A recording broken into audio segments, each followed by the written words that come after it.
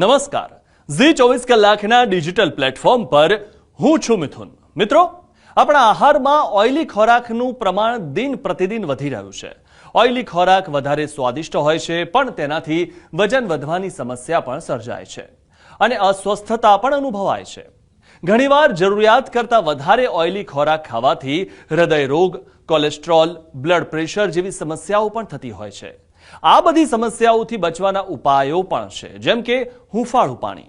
તેલયુક્ત ખોરાક ખાધા પછી નવશેકું પાણી પીવાથી પાચન ક્રિયા સારી રહે છે। તેલયુક્ત ખોરાક ખાધા પછી ઓછામાં ઓછી 30 મિનિટ ચાલવું જોઈએ, જેનાથી પાચન યોગ્ય રીતે થાય અને પેટ હલકું લાગે।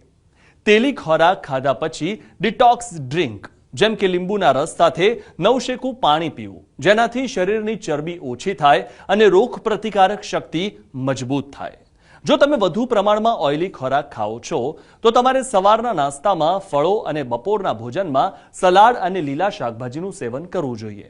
અને સૌથી મહત્વનું કે ઓઇલી ખોરાક ખાધા પછી ઠંડી વસ્તુનું સેવન ન કરવું જોઈએ।